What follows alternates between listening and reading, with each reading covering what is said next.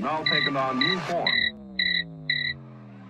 Interrupting the current, neo-neutronial, climate change, behaviorally controlled, energy-starved, alien-invaded, nuclear-glowing, postulated cricketism to bring you behind the woodshed. This is BTW RLM 555, if that means anything. Yes, we're still here and still doing it, and thank you very much for all the support and help. And just to let you know up front, we are having still trouble with the Blogcaster. I'm hoping to have that resolved anytime soon. And until then, we have to go to BitChute to get the links. Thank you for your patience as we move this along and trying to get the word out, and in big ways, actually, coming up, hopefully. We really have a whole lot to look at here as we see the news coming at us. As I call it the notice. It seems to me to be fairly obvious that once you, I guess, get your decoder ring and you read enough and you see enough, it starts to make a little bit of sense that why we're not really enjoying the nation as it was organically established and what's been going on with the world. And it's, I don't know, again, looking back in all my broadcasts, not looking at them, but thinking on them, don't know that there's been any guided information. It's going the way you've been told behind the woodshed. Don't know what more to say. It's disappointing in one regard, and maybe that's where we have to go as people to step up and try to resolve. I can just say it's a maladministration of government because that's the best way to go through it, because that's written down in the black and white, and the government agents really can't do much about that. That's your right to alter or abolish as the people see fit, and that's one of the hang-ups I found out, that they can divide the people and keep them from moving forward on what needs to be done. It can be a long road to hoe, as they might say, on this plantation that we find ourselves in. And I want to touch something that didn't get to last week, as just the news, the notice about what's available to us, even in a time that appears we live in a open-air prison and moving quickly to the digital gulag, the panopticon of the technocrat. Really, nobody knows what to do to stop it. I'm not quite sure why, other than there is ways, but it takes a little bit more work. And the longer and deeper they go into this, the harder it is to pull it back. And a lot of people don't care, I think. A lot of people care, but don't really work toward it. And we think at some point talking on X or whatever on a meta is going to solve problems, but it's just not. There are a few people I see that are running initiatives like the 10th Amendment initiatives type thing through their states. That's a way to go. That's where you should be going for your local rights, but that's also another problem. It's been usurped as well. And it was done in a lot of different ways than just, you hear it behind the woodshed. I talk about this stuff routinely and regularly, but there's a lot of usurpations going on. And somehow, somewhere, the law, order, principle has been broken. And I don't know where that came from. I don't know why people allowed that to happen. And because of all these allowances and breakages, it makes the rats play as the cats are away. Another thing I'd like to talk about, I don't touch too much. It's a very difficult subject in a way. Everybody has their ideas about it. I always say do what you can do without jeopardy. Some of these folks that do this are right on the front lines of that, and they get questioned and they get attacked and they get hurt, and that's a little bit more than I would want to do. Not that you don't do something, but you find the path of least jeopardy. And that's one of the things about the right to alter or abolish, or the so-called democratic government that we have, the republic within which is supposed to contain that process, is demo, is the people, and they have the right to oversee their government. They have the right to see what's going on and identify it, record it. They have the right to do all that, and that's been a thing that's been under attack here, as the occupiers in the blue don't believe that. As we find ourselves in the open-air prison, they are the wardens, they are the law enforcers. You're a trustee of a very particular character and haven't figured that out. And there's an idea that maybe these folks work for us, and, well, they're working on us, maybe more right now. This has kind of gone down a long old path, dark path for a long time, but occasionally people step up, stand up to their rights, and they persevere, and we get the return. Eventually, another form of right to record, which would not suffer the terrorist defamation or a negative sanction that was imposed upon us by 9/11, as a presumption now, is our right to be informed. And people are taking that seriously and enforcing those rights, and they read the law, and you find out real quickly the lawyers and or agencies or the employees or the officers maybe not so keen on it. They're told they are, but they really may not be. But in particular for some of this, we have to read this first story. Federal court now in New York. There's a right to record police officers, and state law says that includes inside station lobbies. And this is a very interesting story you have to pay very close attention to.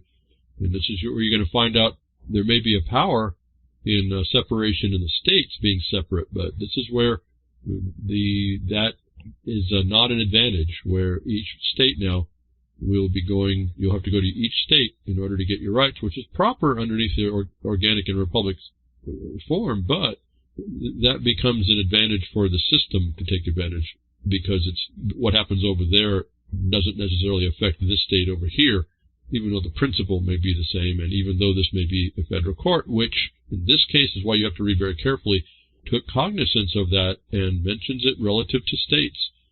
Sean Paul Reyes, an independent journalist who always records his interactions with the NYPD officers, sued the New York Police Department after officers told him he was not allowed to record them while standing in a precinct lobby. Again, pay very close attention to the details and facts of this case. Boy, do I say this now? I guess I will. Maybe I'll say it again. Do not just take this case and run with it in your state. It may apply. You're going to have to apply it through your state statutes. And this federal court is very particular about saying that in a number of places. And it may not be an absolute right. And this is where it's interesting. The attorneys will be hot on this to adjust what I think that they thought that they were doing. And they're going to bring more. This is not an open right. This is going to be a conditioned right, notwithstanding our right to be informed. And you have to listen and watch very carefully how the system heals up the wounds to keep you from doing stuff. Again, educate yourself so that you don't bring jeopardy upon yourself on doing something you thought was right, but find out it's not. And the other side, the occupier, it works these holes in order to trap you. You step in them, you think you're right and you're not, and I see lots of people who will assert that they've been wronged and they didn't understand the real dynamic behind it. What I try to talk about all the time and expose, again, we are in a very particular set of handcuffs, and people don't appreciate it, I don't think. And I really hate, my whole thing coming through this was watching people getting harmed who thought they understood things, and they didn't. And a lot of people believed in them. Like, I still believe in a lot of people, but they went down the wrong path, and that's where I had to hold short. In fact, a couple, through my decades, I've informed what they ought to do, and they just look the other way.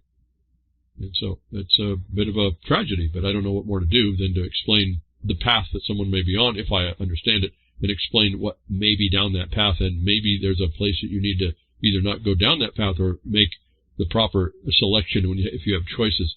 In this case, despite a pretty much affirmed right to record officers under the First Amendment, policy directives reminding officers of this fact, and much more importantly, a state law codifying this right, the NYPD still pretends it can control when and where it can be recorded.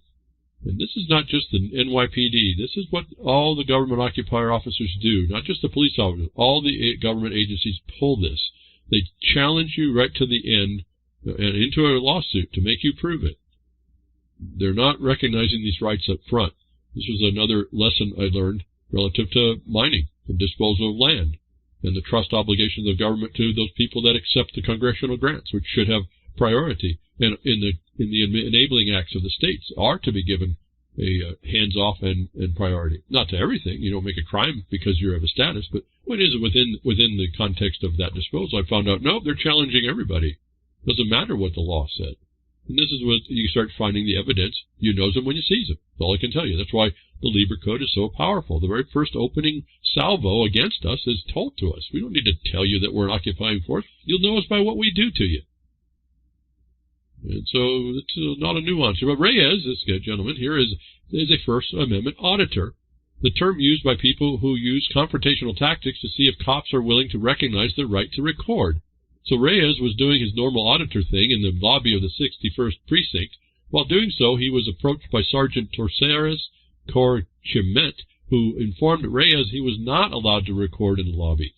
And by inform, I mean Sergeant Corchiment pointed to a sign that stated, quote, members of the public are prohibited from audio, video recording, or photography inside this facility, close quote. Then he arrested Reyes when he refused to stop recording. this chain of events played out again 2 months later, resulting in a second arrest. Now the court speaking through the court case that was laid against these new NYPD. The court first finds the recording police performing their official duties in public is protected under the First Amendment. Although the Second Circuit has not weighed in on whether recording the police is protected First Amendment activity, other circuits have uniformly recognized a First Amendment right to record the police performing their duties in public. Listen carefully, be careful here on this one. When reading the reasoning, the right is connected to a state without which federal courts have not been so willing to extend, in fact, flipping the burden upon the right seeker to show none of these restrictions this court says could exist do not exist. It's on you asserting the right. The burden is on you to show these rights, these things do not exist. Almost sounds like proving a negative, but the way they got it worked out, it's not, and it's very difficult. You have to perfect your claim. Again, this is my danger about talking about this stuff on broadcast. People think, oh, they heard the answer, the silver bullet, let's go do it. No, slow down. Go read more. If that's going to be your incentive, use it as an incentive, but don't use it as what you lead with. Do not lead with your chin or your wrists, in this case, for the arrest. So this warning can be, you read later, the court first finds the police performing their official duties in public protected under the First Amendment, although second court. These are not consistent decisions, and that's where the problem is. They refer to the public problem and where that police is public. And so do not take this right to record in New York State as a right in any other state whose language for the right is not identical in force and effect to the law that is recognized in this New York federal court in that state. The concerns about privacy of other people in precinct lobbies, as well as more nebulous concerns about officer safety, could be enough to persuade a jury that the NYPD can legally forbid recordings in this area. But there's something far more local and specific that says the NYPD can't do this. It's the state law that the court finds. So this is not a federal law under the federal Constitution. Somebody made a law in this state that allowed it. This is where I said you have to start. If you want a right, you're going to have to get legislators, your supposed representatives, to make these kinds of laws. And don't stray too far from a good one. And maybe if you see some weakness in them, improve those spots in your state. This is what I've been saying. I know I don't like it, and I don't like that we have to do this, but it's not something that they presume. When you come from the attitude or the idea that you live in an open-air prison, what I'm saying becomes a lot more sensible to why we have to do this. It's essentially how the warden's going to act and how their officers are going to act in the prison. You now have to have those written. But you just saw the burden. This court finds that the burden is on the plaintiff, as it normally is, but it's that the right exists, that the other side doesn't have the rights they may claim. In this case, privacy to the officials for whatever they may claim. And if you read through again, get the article and read for all the potential exceptions here available to protect the government. It's critical to read this. One of the reasons why I didn't want to race too much through this one, but I have to move through it anyway pretty quickly. This is a very instructive article that anybody who's doing this auditing needs to get, and put your state particularly into this and track down exactly what this court's telling everybody. It is not a cut and dry First Amendment right. If the government has its own necessity, for however tenuous that might be, they can still assert that and beat you, and they talk to a jury. So now you're up against a bunch of people that may be ignorant, and now your character as a plaintiff comes online, and they may not like you. They may not like what they hear. They may want to protect the cops in these situations. You could lose. So this is not, again, do you have a right? Do you have a right? No. Do you have something you can go fight for? And if you do it correctly, why I'm so adamant about people setting up the record, knowing what you're doing and setting up the record in the right ways, not just telling everybody how much you know. It has nothing to do with any of that, actually. So the exceptions available to protect the government without an enacted state law, a plaintiff suing the police or other government instrumentality may have the burden to address all those concerns of the federal court protecting the governmental interests in this. And there are numbers. It's astonishing, actually, when I was reading how many they're extending to the government, that the government lawyers claim. That's who you're really up against. This decision also explains, as I have, if my listener wants to recognize, you'll have to get that legislature to enact the protection of it objectively. In other words, so it's black and white. And they may still want to violate, the officials may violate, but at least you have the objective basis where the legislature says that these things are not within the government's right to demand, and then you have to stay within those as they're written, otherwise they'll make this up. And so that will objectively encumber the officials with that duty. It's not for protection directly, but the right to sue for its violation by the occupying force bent on being an occupier, not honoring their duties under law in the first instance. And this is how you start to look at this a little better. I think I keep repeating this. If you come from the place that you have rights that are paramount, unalienable, as they'll say, you're going to not understand what's happened and why people get beat up, killed, shot, and whatever. You're not going to understand that. And you'll be so focused on the right you've been denied and not realize, and never get that right, actually, and just grumble about it and complain and never work to really regain it. It's there, but it was taken. It was taken under a number of nefarious ways, and the very judiciary we're looking at here, the members of that are these people that allowed all this over time. And those of you that read case law, you should be able to pull that out. In fact, you got to be very careful reading that case law. That you have to properly interpret what they're actually saying. And if you come from "well, I have rights," you're not necessarily going to read in those decisions the correct approach either. Partly why I don't like case law, notwithstanding it doesn't pertain to any case I would ever brought. I was never in it. The decision was never made. It's not applicable over an overview, but it's really could be contorted. The statements can be used. They're just opinions. They're not necessarily facts and law applied. And so you've got to be really, really careful. I appreciate the auditors, and I appreciate what they might do. I'm very leery about whether or not they think they know more than they actually do relative to how it's going to be implemented. Now we see in each particular state. So like any cop shop here, it's manned by cops who believe deliberate ignorance of the law is the best excuse. That's just attorneys. The same association that's running the judicial branch of every state. Their members are deny. Create statements that are not concise enough that you can hide in plausibly as a defendant who's just violated people's rights. This is what's going on all the time. And then you read also in the story this condition, a state law codifying this right, but the NYPD still pretends it can control when and where it can be recorded. That is simply, in my experience over decades, what the government does. It will deny, just denies everything. And here, who pays for it when they're wrong anymore? It's the taxpayer, so-called. And so there is really a miswiring. They've figured out how to use the system against us, the people, and all it's about is money. It's also about every crime is just a commerce crime. And so this follows suit through those of you that think this is a corporation and there's all commerce, and that's where we're going through.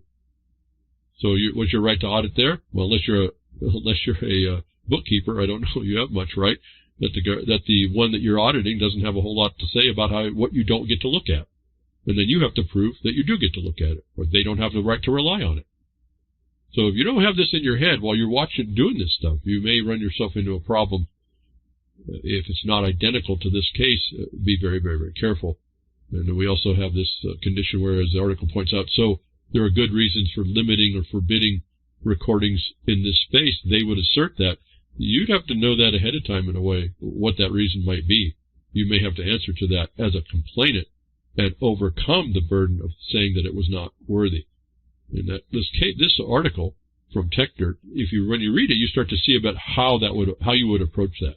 We can read here the B plaintiff has demonstrated a likelihood of success on the merits, on the right to record claims, as a state law protects him within that, as a federal court finds. Again, the federal court's not running their own law here. The federal court is not a law of common law. Everyone wants to believe it is. There is no federal common law. I think Erie versus Tompkins case, and I think it's 1938, tells you that. There is no real common law. It's in the states. And that common law has been contorted as well. But here, the state law is what the federal court is reviewing, and the federal court has to follow the state law where there's no prohibition against the federal jurisdiction. Reyes secures his injunction forbidding the NYPD from arresting people for recording in a police station lobbies. On the top of that, the NYPD is ordered to remove its signs declaring such recordings forbidden. The NYPD cannot legally forbid these recordings, not under state law. If the NYPD doesn't like this, it can do what so many courts have suggested plaintiffs suffering clear rights violations do: take it up with the legislators. What it definitely can't do is continue to enforce policies that conflict with state law. And the article, if we go through, summates this whole thing. The state may have had a case if it had passed a law that created more protection than that acknowledged by the federal courts under the First Amendment. It could have made the case it had legitimate reasons for restricting recordings inside precincts of buildings. The judge is now explaining to the state what it's going to have to do if it wants to make these places off limits. Oh, you don't have the right no more, so it's not really a right. It's something you get to fight for against an occupier. Well, the judges are telling them, you failed right here. If you want to close this hole, you're going to have to articulate that in black and white. It goes on to say, restricting recordings inside precinct buildings, even if publicly accessible areas, can be done if the legislature says so. But these two arrests were unlawful under state law. State law. No federal constitution here. Understand this, please. Understand what you're actually working in. But these two arrests were unlawful under state law, and precedentially decisions from around the nation have held that even restrictions like these might fall on the wrong side of the Constitution. So my listener should not disregard these warnings. We're in warnings, and in particular in other states, but not in New York. And despite Reyes being awarded the relief requested, an injunction. That's an action in equity, what I talk about as well. This is not something he's actually going after for damages, which is a common law, case at law, and it's a different jurisprudence. So, very important case, very important read. For those of you into this or want to understand it better, look at what the court said. And I'm warning people, warning, we're in a war against us and our rights by the usurpation, the occupiers, and you have to toe the line. Why we don't have rights, why people don't think we have right government, because you don't quite understand, I should say, that people do not understand the reality about what this place is, notwithstanding the rights they claim that we have. It was overthrown. It was overthrown in Lincoln's time, and it has been overthrown subsequently in protection of that. I've read a lot of the documents to explain that. It's partly why I go through and talk about international law. There's the principles that are in it. That's what the Lieber Code went through in the 1800s, remember. Hague Convention Conference. Remember, it's all international stuff. But you look locally. Even your statutes are written that way. Where the statute says a definition, you use that. You don't use a dictionary. You don't use black law. You use the definition in the statute. It's the localness of it. If a policy has a definition, you have to use that first. Only after you show, again, your burden to show it could not be that way, and it was not properly that way, can you then move to your next higher right in the hierarchy of the occupier, which is layered and layered down until it's almost eye-bleedingly hard to understand it all. So this next story is the best reason why the U.S. needs to stop making up reasons to go to war. No warnings here.